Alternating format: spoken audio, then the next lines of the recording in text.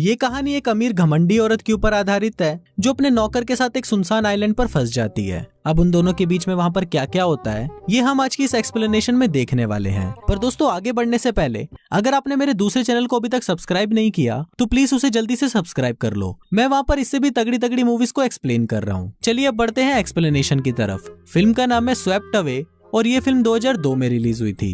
Movie की शुरुआत में हम अंबर नाम की एक औरत को देखते हैं जो कि बहुत ज्यादा घमंडी होती है। अंबर को अपने हस्बैंड की दौलत पर बहुत घमंड था। उसे इतना घमंड था कि वो अपने सामने वाले इंसान को कुछ भी नहीं समझती थी। एक दिन अंबर अपने हस्बैंड और 2 कपल्स के साथ अपने प्राइवेट प्लेन पर बैठकर क्रूज ट्रिप पर जाने के लिए रवाना हो जाती है। ये क्रूज इटली से ग्रीक तक जाने वाली थी। वहाँ पहुंचकर क्रूज शिप का कैप्टन, बावर्ची और एक नौकर उनका वेलकम करते हैं, पर अंबर तो अपने ही घमंड में थी इसलिए वो उन पर बिल्कुल भी ध्यान नहीं देती। शिप पर उनके साथ एक छोटा छतरी नाम का नौकर भी होता है जो अंबर को उसका कमरा दिखाता है। फिर अंबर उससे पूछती है कि शिप में जिम नहीं है क्या, तो इस पर छोटा छतरी उसे एक साइकिल ला कर देता है। वो बोलता है कि आप इस पर पैडल मारना और आपकी एक्सरसाइज हो जाएगी। अब इस बात से अंबर बहुत ज्यादा गुस्सा हो जाती है और वो छोटा छतरी को डांटने लगती है। अब बेचारा छोटा छतरी और क्या ही कर सकता था, उसे इस काम के पैसे मिल रहे थे इसलिए वो चुपचाप उसकी डांट सह लेता है। पर छोटा छतरी के दिल में अंबर के खिलाफ बदले की आग उठ रही थी और वो बस अंबर से बदला लेने के बारे में ही सोच रहा था। अगली सुबह अंबर अपने हस्बैंड एंटोनियो के साथ ब्रेकफास्ट कर रही होती है, पर तभी वो छोटा छतरी को अपने पास बुलाती है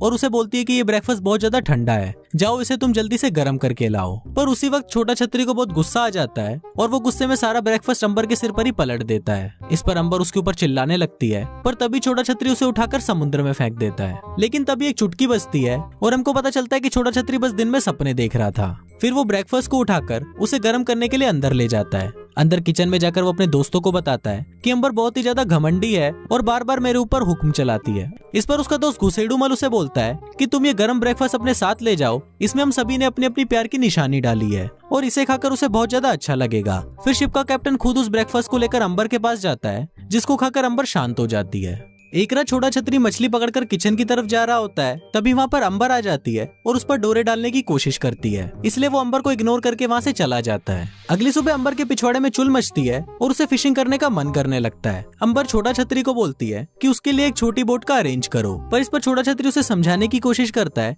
कि मौसम का कोई भरोसा नहीं है और कभी भी यहाँ पर तूफान आ सकता है। पर अंबर के पिछवाड़े में सुअर का खड़ा बाल था और उसने ठान लिया था कि वो फिशिंग करके ही रहेगी।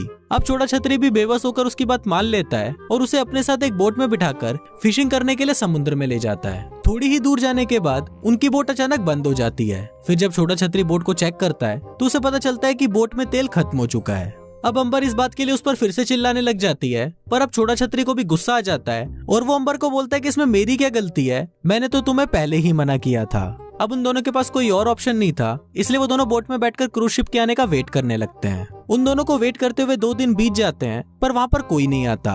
अंबर परेशान होकर मदद के लिए जोर जोर से चिल्लाने लगती है, पर उसकी मदद करने वाला भी वहाँ पर कोई नहीं होता। तभी अंबर की नजर बोट पर रखी हुई एक बंदूक पर पड़ती है। अंबर को लगता है कि वो एक फ्लेयर गन है। फिर अंबर उसको जैसे ही चलाने वाली होती है, पर तभी छोटा छतरी उसे रोक देता है और उसे बोलता है कि ये वो नहीं है जो तुम इसे समझ रही हो।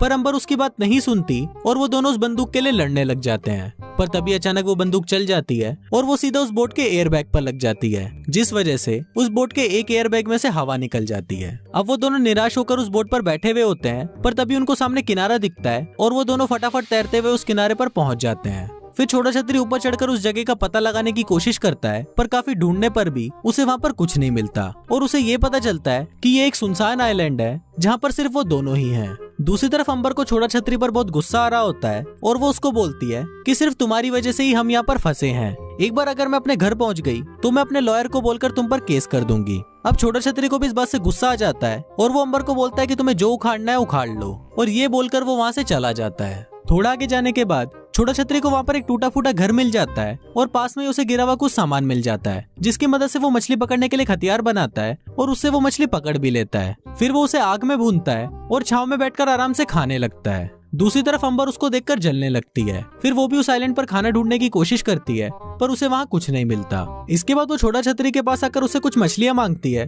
पर छोटा छतरी उसे मना कर देता है। फिर अंबर उसको बोलती है कि तुम मेरे लिए मछलियाँ पकड़ कर ले आओ और इसके बदले तुम्हें जितने भी पैसे चाहिए वो सब मैं तुम्हें दे दूंगी, पर इस पर छोटा छतरी उसे मना कर देता है और बोलता है कि मैं तुम्हारा कोई नौकर नहीं हूँ। वो बोलता है कि अगर तुम्हें खाना चाहिए तो तुम्हें मेरी नौकरानी बनना पड़ेगा और दिन रात मेरी सेवा करनी पड़ेगी। ये बोलकर छोटा छतरी अंबर को अपने सारे कपड़े धोने के लिए दे देता है। अब अंबर के पास और कोई रास्ता नहीं था, इसलिए वो मजबूरी में छोटा छतरी के कपड़े धोने लगती है और उसे बदले में खाने के लिए मछलियां मिलती हैं। यहाँ पर छोटा छतरी की ऐश हो गई थी। वो बस मछलियां पकड़ कर लाता था और दिन भर आराम करता था। बाकी मछलियों को पकाने का काम और बाकी सारे काम अंबर करती थी। दरअसल छोटा छतरी अंबर को सबक सिखा रहा था, क्योंकि अंबर ने क्रूज शिप पर उसके साथ बहुत अत्याचार किए थे। अब ऐसे ही कई दिन बीत जाते हैं और उन दोनों को वहाँ पर ढूंढने के लिए कोई नहीं आता। इधर छोटा छतरी के दिल में अंबर के लिए फीलिंग्स जागने लगती है और वो उसके साथ घपाघप करने के बारे में सोचने लगता है। कुछ दिनों बाद छोटा छतरी से रहा नहीं जाता और फिर वो अंबर के साथ जबरदस्ती घपाघप करने की कोशिश करने लगता है। इस पर पहले तो अंबर उसे अपने से दूर करती है, पर थोड़ी देर बाद वो भी उसका साथ देने लगती है। पर तभी छोटा छतरी वहीं रुक जाता है और उसे बोलता है कि मैं अभी तुम्हारे साथ कुछ नहीं करूंगा।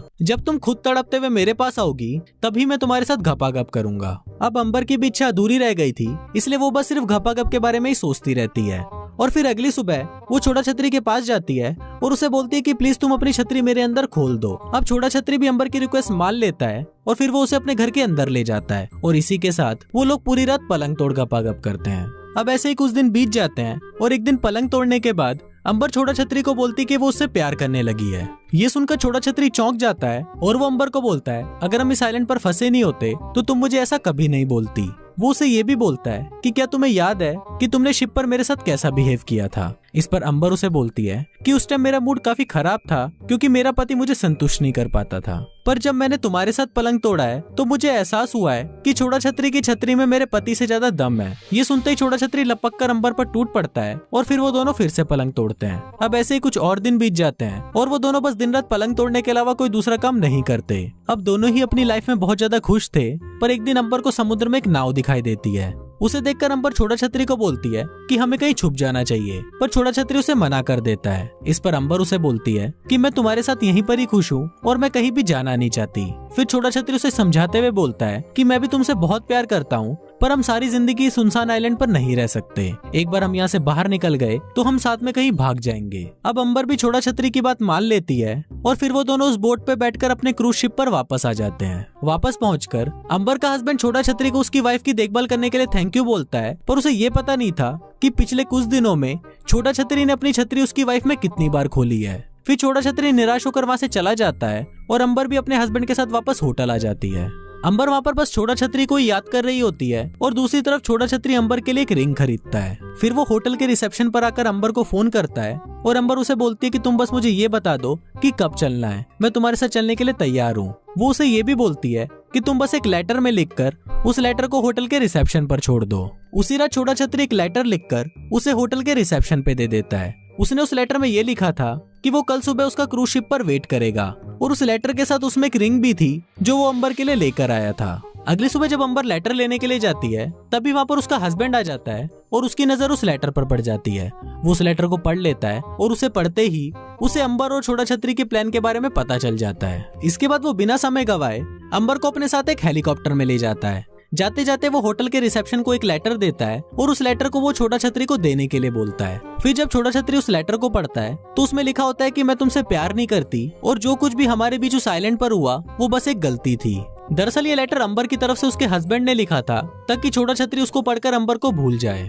ये पढ़ते ही छोटा छतरी भागते हुए अंबर के पास जाता है और देखता है कि वो हेलीकॉप्टर से जा रही है। तभी छोटा छतरी अपनी उस रिंग को अंबर की तरफ फेंकता है और वो रिंग सीधा जाकर समुद्र में गिर जाती है। अब छोटा छतरी को लगता है कि अंबर ने उसे धोखा दिया है और अंबर को भी ये लग रहा होता है कि छोटा छतरी ने उसे धोखा दिया है और उसने उसके लिए कोई भी लेटर नहीं छोड़ा। और इसी अधूरी प्रेम कहानी के साथ ये फिल्म यहीं खत्म हो जाती है।